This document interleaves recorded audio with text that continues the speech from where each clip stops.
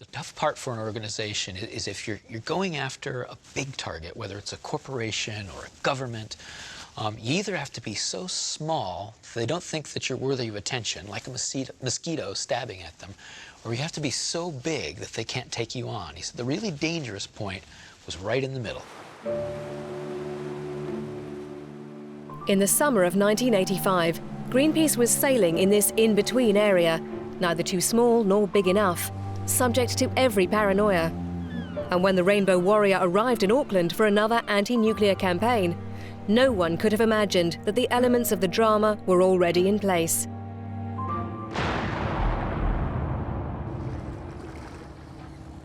During the night of the 10th of July, 2 explosions sank the organization's flagship, causing the death of the only member of Greenpeace to die in action, the photographer Fernando Pereira. I think that was the day we grew up. That day when the Rainbow Warrior was sunk and Fernando died. That would be the day we stopped being teenagers and became adults. The trauma of becoming a target and knowing they had been infiltrated was enormous. The CIA, the KGB, the British Secret Services. Everything seemed improbable, but possible. In the end, the investigation proved that French Secret Services were responsible. Greenpeace was in the firing line and had no choice but to grow up. That was a phenomenally difficult time. I mean, both because of what happened and how it changed the organization. It was the Ministry of Defense that changed Greenpeace into the world's leading environmental protection organization. From the end of 1985, checks poured into Greenpeace like confetti. And the supporters were joining at a phenomenal rate. And to be able to handle that actually insane growth was actually very, very difficult. In the end, Greenpeace overcame the trauma using its own weapons. It staged the sinking of the Rainbow Warrior in Matori Bay in New Zealand in front of the world's TV cameras.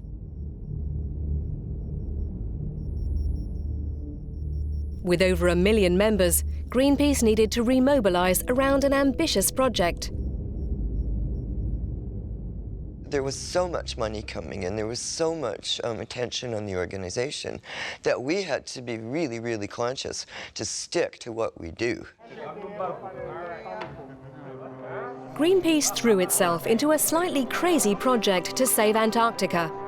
The Wellington Convention, under the pretext of protecting the continent, authorized the exploration of its mining resources. It opened the door to large companies which wanted nothing more.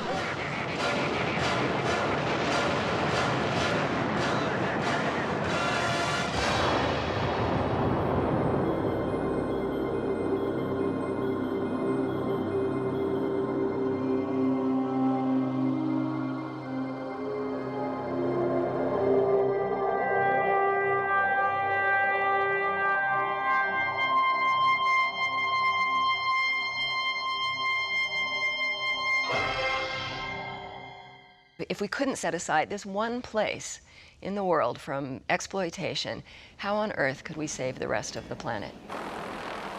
So we decided to go to the continent and set up our own base camp there.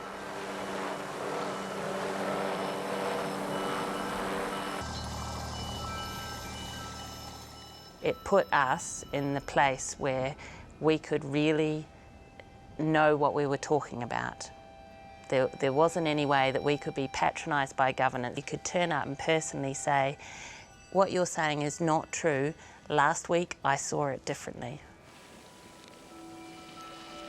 The construction of a base not only demonstrated the organisation's logistical capacity and its financial strength, above all, it meant that it had to be invited to international discussions. The Antarctica campaign underlined the change in Greenpeace's strategy, even its culture. The organisation started working behind the scenes in lobbying, very different from the usual direct action.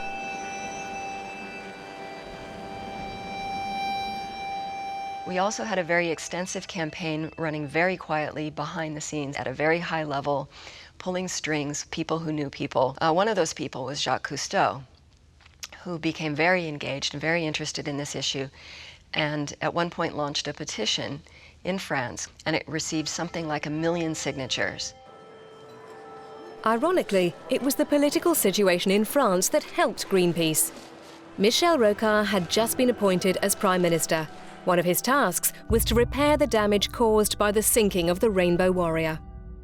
Michel Rocard phoned me and said, "Bryce, we have to remove the stain on our national honour. We should never have done a thing like that. Come and help me set up a very strong environmental policy." And we particularly focused on the Pacific. What could we do for the environment of the South Pacific? Well, I'll never forget, in 1989, I got a call from the person who we worked with in the Cousteau Foundation. He called me up and said, "Kelly, France is going to abandon the Minerals Treaty and is going to go for environmental protection instead." And I said, "Uh-huh. Yeah, okay, it sounds like a good thing." And he said, "Kelly, we've just won the campaign." Having one country decide to abandon it was a huge thing. And then when we got Australia to do the same thing very shortly after that it was now just a matter of time. The first two dominoes had fallen, and that there would be a chain reaction, and the rest would start to fall after that, which is exactly what happened. Antarctica was saved. Under the Madrid Treaty in 1991, the continent became a natural reserve. All mining activity was banned for a period of 50 years. Greenpeace, which had invested huge sums in this adventure, could savour its victory. But this success had a downside. Since it was obtained through working behind the scenes, it was pretty much invisible. The organisation gained little benefit.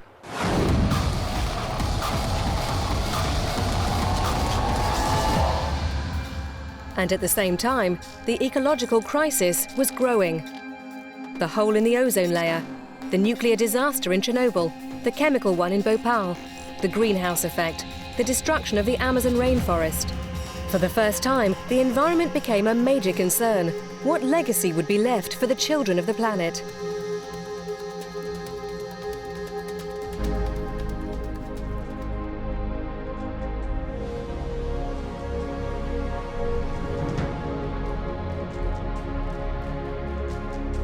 "20 years after Stockholm, a second Earth Summit was organised in Rio. This time, because of the crisis, the heads of state and government came. It was the largest gathering of world leaders in history. For the first time, a declaration put development together with environmental protection. A climate change convention confirmed the need to reduce greenhouse gas emissions.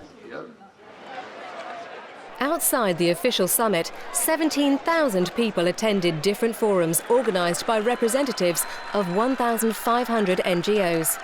The environment was becoming a political and social issue. Greenpeace could celebrate that, but the organisation was swamped in the crowd. Its message was becoming diluted and commonplace. There was an identity crisis and a financial one. Having been close to 5 million in 1990, membership was falling.